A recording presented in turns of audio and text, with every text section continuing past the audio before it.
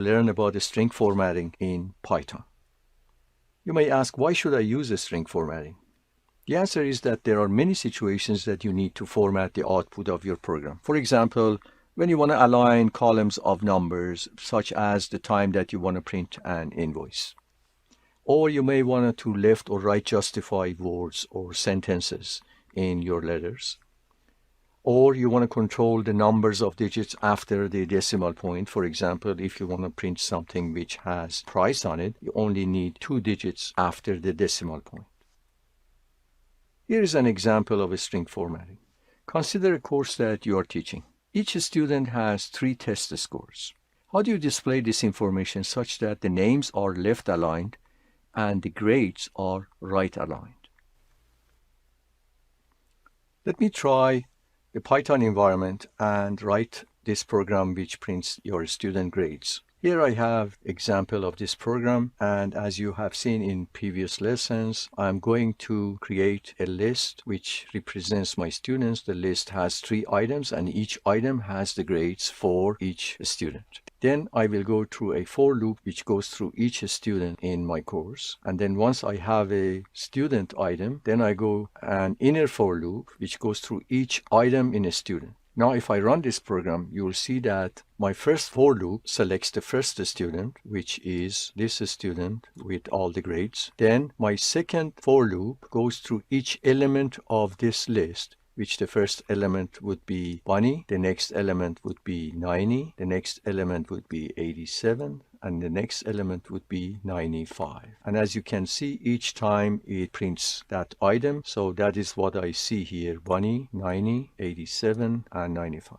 The next thing I have to do is to print this information as a table. That means I want the information about a student to be in a row. So what I can do is, after each print, I have to force the print not to go to a new line. I have to say end is equal to an empty string. This statement, which is an option for a printf statement, it tells the printf statement that after you finished printing, don't go to a new line. This time, if I run my program, you see what happens, and everything would be printed all in the same row, which is not what I actually want, because I want to separate each student in its own row. All I have to do is, after the inner for loop is finished, I have to create a new line. So how do I do that? Very simple. I just use a printf statement again, and this printf statement, because it does not have end equal to nothing at the end, it will create a new line. So now that I run my program, you see that each student is printed on a separate line. Next, I have to separate the students so I can see the numbers for them. Let's put an item here which makes our printf statement a little more readable.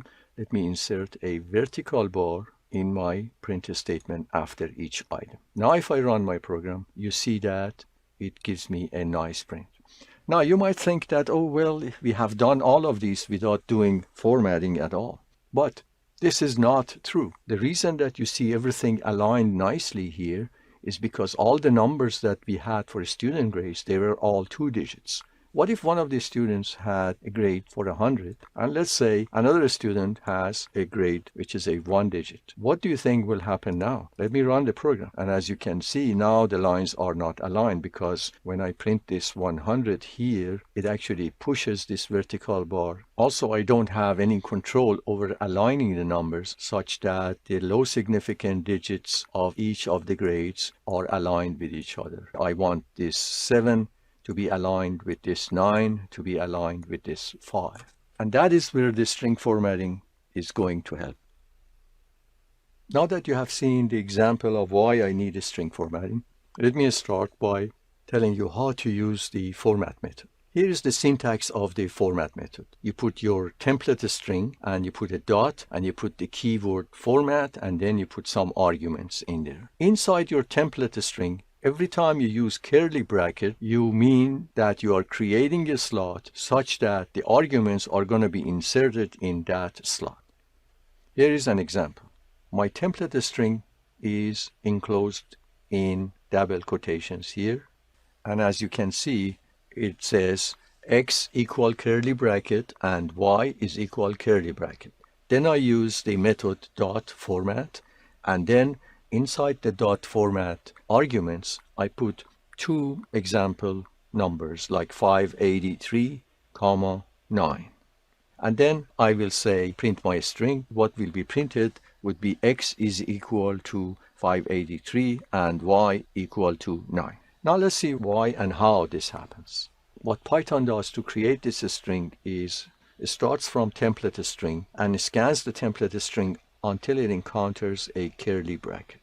All Python does, it just copies that to my string. Then it goes to the curly brackets and says, I have to put curly bracket here. However, it goes and grabs the first argument inside the format string and brings and replaces the curly bracket with that argument. Then it continues scanning the template string until it encounters another curly bracket and copies that part exactly to the end of the current string, and then goes and takes the curly bracket and says I have to append it to the current string. And what goes in place of the curly bracket is my second argument. So 9 goes here and then closes the string, and that is the resulting string. And then you will print this string and you will see that x is equal to 583 and y is equal to 9.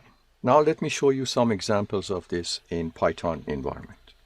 As you can see here, I have copied exactly what we had in the slides. I will run it. The output is x is equal 583 and y is equal to 9.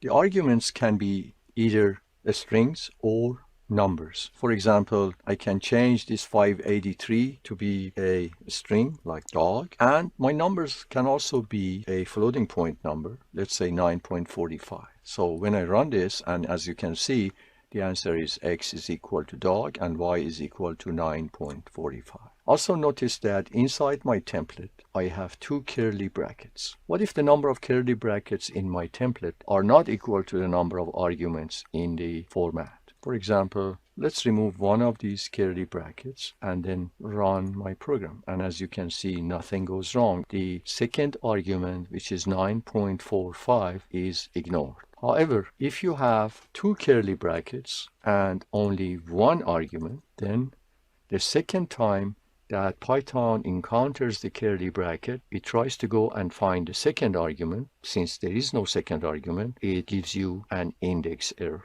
It says tuple index out of range. So the number of curly brackets have to be less than or equal to number of arguments. Otherwise, you will get an error. What did you learn in this lesson? You learned the basics of the format method in Python.